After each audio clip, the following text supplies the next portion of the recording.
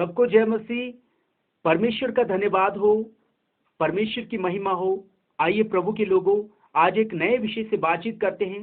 मेरे आज के वचन का शीर्षक है यीशु मसीह घर में है। आज हम इस वचन से सीखेंगे कि क्या कई सालों से या जन्म से जब हम विश्वासी है, क्या हमारा घर ऐसा घर है जिसमें यीशु मसीह रहते हैं, या हम नामधारी मसीह होकर रह गए हैं। क्या हमारे घर, हमारे जीवन द्वारा परमेश्वर की महिमा हो रही है, या हमारे जीवन द्वारा, हमारे घर परिवार द्वारा परमेश्वर की निंदा तो नहीं हो रही है। इस वचन के द्वारा आज हमें सीखेंगे, और आज हम सीखेंगे कि एक मसीह घर जिसमें यीशु मसीह रहता है, वो घर कैसा होना चाहिए, जिस घर में आकर लोग जो अंधकार में हैं, जो पाप में हैं, जो दुख में हैं, जो एक आशा लगाए बैठे हैं हमारे घर से, हमारे जीवन से, क्या उनको हमारे घर में यीशु मसीह मिलता है या नहीं। इस बात को हमने आज देखना है, जांचना है, परखना है। मत्ती रचित सुसमाचार 5 अध्याय 14 से लेकर जब 16 तक हम पढ़ते हैं, प्रभु यीशु मसीह ने हमें ज्योति कहकर पुकारा और इस संसार में रखा। और प्रभु यीशु मसीह आगे वचन में कहते हैं कि कोई मनुष्य दिया जलाकर पैमाने के नीचे नहीं रखता, बल्कि दीवट पर रखता है, ताकि बाहर से आने वाला, यानी अंधकार से आने वाला व्यक्ति क्या करेगा। अंधकार से, पाप से, दुख से आने वाला व्यक्ति जब हमारे घर में आएगा जिसमें यीशु मसीह रहते हैं, वो उस घर से प्रकाश पाएगा, पापों से छुटकारा पाएगा, दुखों से छुटकारा पाएगा, परेशानी से, चिंता से क्या छुटकारा पाएगा कि नहीं। क्या वो रोशनी, वो झलक जो प्रभु यीशु मसीह की ज्योति है, हम लोग, वो झलक क्या दूसरे लोगों तक पहुंच रही है कि नहीं। इस बात को हमने जांचना है। और आगे 16 वचन में प्रभु यीशु मसीह कहते हैं कि तुम्हारा उजियाला मनुष्य के सामने चमके, कि तुम्हारे भले काम को देखकर परमेश्वर की बड़ाई हो जो स्वर्ग में है। हालेलुया। यानी कि स्वर्ग का हमने एक चित्रण दिखाना है लोगों को कि स्वर्ग में क्या कैसे होता है। मेरे प्रभु के लोगों, आज हमने अपने घर को ऐसा घर बनाना है जिसमें यीशु मसीह रहता है। और आज हम देखेंगे कि वो घर जिसमें यीशु मसीह रहता है, वो घर किस तरह का होना चाहिए कि लोग आकर एक खबर पहुंचे उन तक कि इस घर में, इस परिवार में यीशु मसीह रहता है। हम अपने दुख को, अपने पाप को, अपने कष्ट को, बीमारियों को, शारीरिक हो चाहे आत्मिक हो, उनको लेकर उस घर में जाए, उस घर के सदस्य, परिवार के लोगों के बीच में प्रभु यीशु मसीह रहता है। वो हमें, हमारे लिए प्रार्थना करेंगे, वचन सुनाएंगे, और हम प्रभु यीशु मसीह पर विश्वास करके अपने पापों से, दुखों से मुक्ति पाएंगे। क्या आज हमारा ऐसा घर है या नहीं, इस बात को हमने इन वचनों के द्वारा जांचना है। मेरे प्रभु के लोगों, जब हम मरकुस 2 अध्याय पढ़ते हैं, प्रभु यीशु मसीह सेवकाई के दौरान एक घर में, कफरनहूम में एक घर में पहुंचे, और ये जब खबर लोगों को पहुंचती है तो आसपास के लोग दौड़े दौड़े उस घर में पहुंच जाते हैं। एक बड़ी भीड़ वहां पर हो जाती है, और उसी जगह पर 4 भाई, 4 लोग, जो जिनका रिश्तेदार लकवे से बीमार था, लकवा ग्रसित था, उसको उठाकर, खबर जैसी उन तक पहुंचती, उसको उठाकर खाट में बैठाकर, कांधे में बिठाकर वो लाते हैं। लेकिन वो दरवाजे से नहीं जा पाते क्योंकि भीड़ थी। फिर भी वो विश्वास उनका इतना मजबूत था, वो छत को तोड़कर उस मनुष्य को जो लकवे से परेशान था, ग्रसित था, उसको प्रभु के सामने रखते। प्रभु उनके विश्वास को देखकर उस व्यक्ति को कहता है, जा, तेरे पाप क्षमा हुए और तू चंगा हो गया। हालेलुया। मेरे प्रभु के लोगों, जब ये खबर पहुंचती है कि यीशु उस घर में है, तो लोग जो चिंता में है, परेशानी में, कष्ट में, दौड़े दौड़े उस घर में आते हैं। एक खबर उन तक पहुंच जाती है, एक उजियाला उन तक पहुंच जाता है, एक किरण उन तक पहुंच जाती है। क्या आज हमारा जीवन ऐसा है? क्या हमारा घर ऐसा है जिसमें यीशु मसीह रहता है? इस बात को आज हमने जांचना है मेरे प्रियो। जब हम वचन पढ़ते हैं, प्रभु यीशु मसीह बहुत सारे घरों में गए। पतरस के घर में गए, उनकी सास को ठीक किया जिन्हें बुखार था। मार्था मरियम के घर में गए, जहां पर लाजर को प्रभु ने जीवित किया। और सूबेदार के घर में गए, जहां उसकी बेटी जो मरी हुई थी, प्रभु ने उसको ठीक किया। प्रभु जिस घर में जाते हैं वहां पर अद्भुत कार्य होता है, लेकिन हमने प्रभु को अपने घर में बिठाना बहुत ही जरूरी है। प्रभु को अपने हृदय में, अपने परिवार में लाना बहुत ही जरूरी है, क्योंकि प्रभु बार बार नॉक कर रहे दरवाजे पर, कहते हैं मैं द्वार पर खड़ा हूं, यदि कोई मेरा शब्द सुनकर द्वार खोलेगा मैं उसके पास भीतर आकर भोजन करूंगा और वह मेरे साथ। क्या आज हमने प्रभु के लिए दरवाजा खोला है? क्या प्रभु आज हमारे घर में रहते हैं? और ये जानकर कि लोग, कि इस व्यक्ति के घर में प्रभु यीशु मसीह रहता है, चारों तरफ से बीमारों को, जो भूखे हैं, प्यासे हैं प्रभु के, अंधकार में, पाप में, उनको उठा उठा कर क्या वो हमारे घर तक लाते हैं कि प्रभु यीशु मसीह हमारे घर में है, कि प्रभु यीशु से मिल सके। इस बात को आज हमने जांचना है। हमने प्रभु के लिए द्वार खोलना है, प्रभु को अपने घर में रखना है। मेरे प्रभु के लोगों, आज जब हमने प्रभु को ग्रहण किया है कि कोई जन्म से ही विश्वासी है, क्या हमारा घर एक नामधारी मसीह रह गया या लोग सचमुच में प्रभु यीशु मसीह को हमारे घर में देखते हैं? हम वचनों के द्वारा जानेंगे।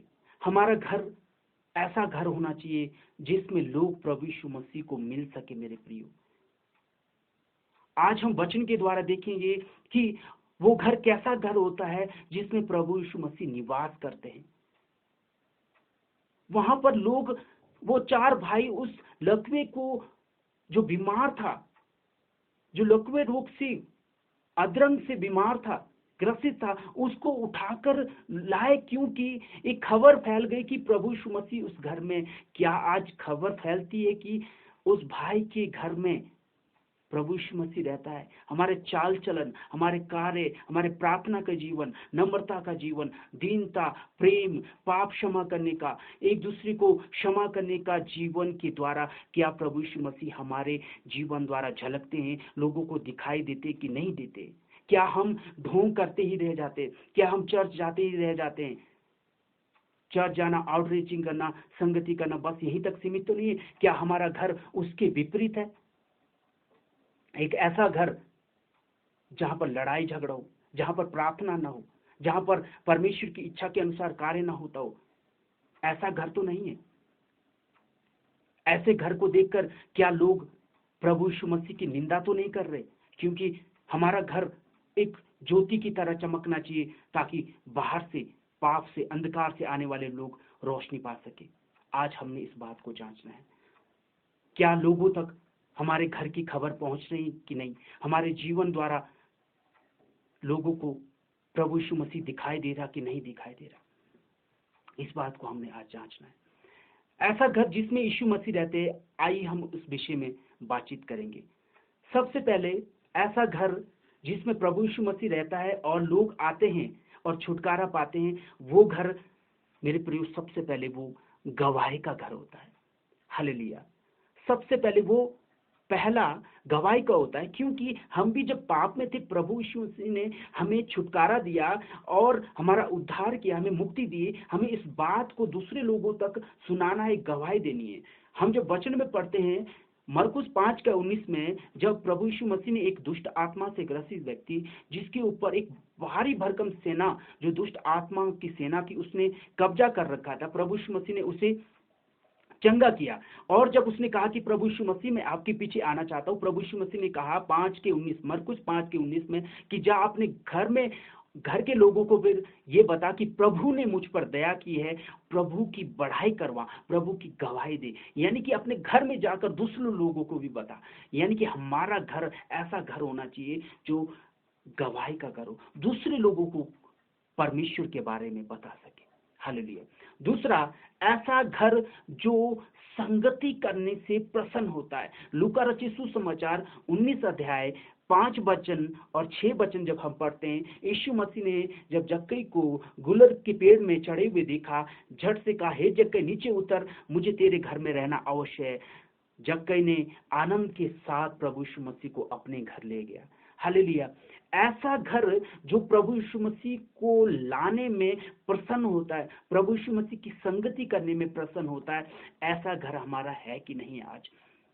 आज हमने इस बात को जांचना है। अगर हमारा घर गवाही का घर होगा, संगति वाला घर होगा, तो सचमुच यीशु मसीह उस जगह पर निवास करेंगे और बाहर से आने वाले लोग जो चिंता में, परेशानी में, वो लोग हमारे घर में आकर प्रभु यीशु मसीह से मिल सकेंगे। तीसरा घर, प्रार्थना और मध्यस्थता की प्रार्थना करने वाला घर। जब हम प्रेरितों के काम 10 अध्याय पढ़ते हैं, उसमें कुरनेलियुस के बारे में बताया गया कि वो परमेश्वर का भक्त था, परमेश्वर का भय मानता था और यहूदियों की मदद करता था, दान और दशवान देता था और बराबर प्रार्थना करता था। हालेलुया। 30 वचन में लिखा है, जब वो पतरस उसके घर में आता है, पतरस कहता है, तूने मुझे क्यों बुलाया? तो कुरनेलियुस कहता है कि मैं तीसरे पहर में जब प्रार्थना कर रहा था तो एक सफेद कपड़े पहने हुए मनुष्य मुझे दिखाई दिया।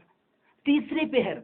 आज मेरे प्रभु के लोगों, हम कौन से पहर प्रार्थना करते हैं? क्या हम सिर्फ दुख में, कष्ट में प्रार्थना करते हैं या हमेशा प्रार्थना करते हैं? ये यहाँ पर लिखता है प्रेरितों के काम 10 अध्याय में कि वो बराबर प्रार्थना करता था।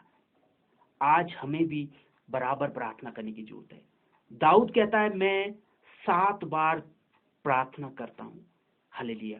ऐसा घर जो लगातार, चाहे दुख हो, सुख हो, कष्ट हो, परेशानी हो, कैसी भी परिस्थिति हो, प्रार्थना करने वाला घर होता है। उस जगह पर प्रभु निवास करता है और लोग प्रार्थना करने उस घर में आते हैं। हालेलुया। अगला मेरे प्रियो, चौथा, सुगंधित घर। ऐसा घर जिससे प्रभु यीशु मसीह की सुगंध बाहर तक, दूसरे लोगों तक पहुंचती है। हालेलुया। प्रभु यीशु मसीह की खुशबू, यानी प्रभु यीशु मसीह का चरित्र, प्रभु यीशु मसीह का ज्ञान दूसरे लोगों तक पहुंचता है। ऐसे घर में यीशु मसीह रहता है। जब हम यूहन्ना 12 अध्याय 3 पढ़ते हैं, लाजर के मरने के बाद मरियम ने इत्र की शीशी प्रभु यीशु मसीह के पांव में तोड़ी और वो अपने बालों से उसको पोंछने लगी, यानी कि प्रभु यीशु मसीह के शरीर से टकराकर वो खुशबू उसके शरीर में भी आ गई। हालेलुया। कहने का मतलब है, वो खुशबू, वो ज्ञान जो प्रभु यीशु मसीह से हमें मिलता है, हम दूसरे लोगों तक वो खुशबू, वो ज्ञान पहुंचाने वाले होते हैं। हमारा घर ऐसा घर होना चाहिए। हालेलुया। जब हम दूसरा कुरिन्थियों उसका 2 अध्याय पढ़ते हैं, उसका 14 और 15 वचन पढ़ते हैं, परंतु परमेश्वर को धन्यवाद हो जो मसीह में सदा हमको जय के उत्सव में लिए फिरता और अपने ज्ञान की सुगंध हमारे द्वारा हर जगह फैलाते हैं। वो ज्ञान की सुगंध हमारे द्वारा हर जगह फैलाता है।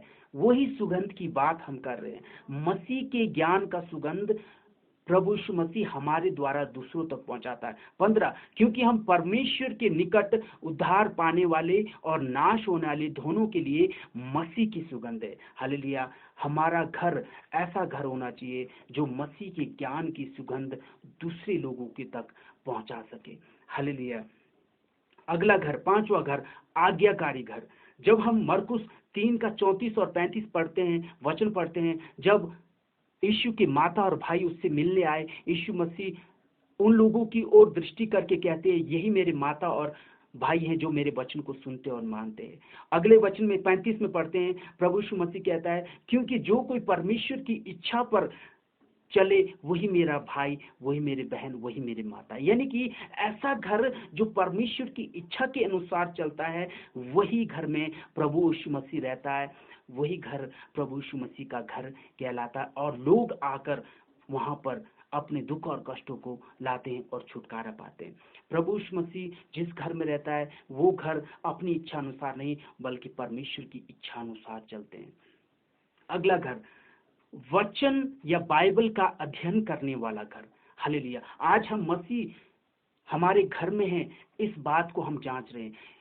यदि मसीह हमारे घर में है तो हम किन बातों से देखेंगे कि हमारे घर में मसीह रहता है? नंबर 1, गवाही का घर। नंबर 2, प्रभु से संगति करने वाला घर। नंबर 3, प्रार्थना और दूसरे लोगों के लिए मध्यस्थता करने वाला घर। चौथा, प्रभु के ज्ञान की सुगंध को दूसरों तक पहुंचाने वाला घर। 5वां, आज्ञाकारी, परमेश्वर की इच्छा को करने वाला, परमेश्वर की इच्छा से प्रसन्न रहने वाला, परमेश्वर की इच्छा अनुसार कार्य करने वाला घर। 6, बाइबल या वचन को पढ़ने वाला घर।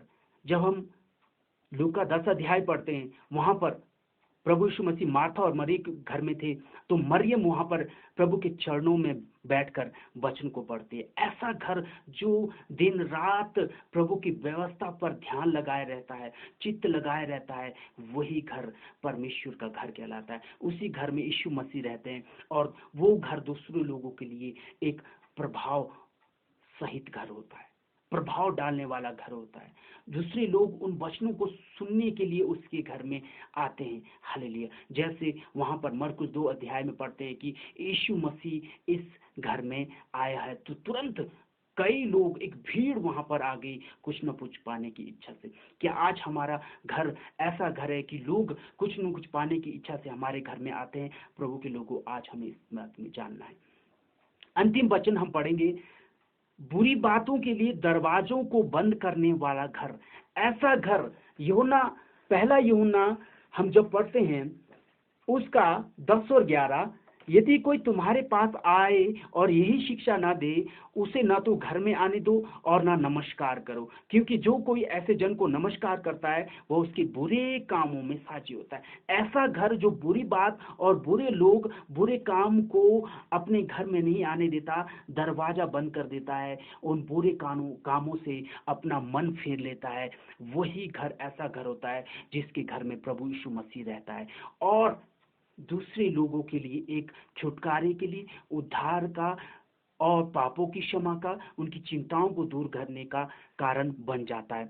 तो मेरे प्रियो, आज हमने सीखा कि क्या हमारा घर ऐसा घर है जिसमें प्रभु यीशु मसीह आते हैं और लोग उस खबर को सुनते ही आस पड़ोस से एक आशा लिए हमारे घर में आते हैं, ताकि प्रभु यीशु मसीह से मिल सके और प्रभु यीशु मसीह उनके दुखों को, कष्टों को छुटकारा दे सके। क्या हमारे जीवन द्वारा, क्या हमारे परिवार द्वारा आज यीशु मसीह को हम प्रदर्शित करते हैं कि नहीं, यीशु मसीह को दिखाते हैं कि नहीं? आज हमने इस बात को जांचना है। मेरे आज के संदेश का शीर्षक यही था, मेरे प्रभु के लोगों, हमने इस बात को समझने की कोशिश करनी है कि आज हमारा घर एक मसीह घर होना चाहिए, एक नामधारी मसीह जो धार्मिकता को प्रदर्शित करता है, जो बड़ी बड़ी डींगे मारता है, ऐसा घर नहीं होना चाहिए। हमारा घर इन वचनों के अनुसार होना चाहिए, ताकि बाहर से लोग आकर प्रभु यीशु मसीह से मिल सके और अपने जीवन की समस्याओं से छुटकारा पा सके। प्रभु सबको आशीषित करे।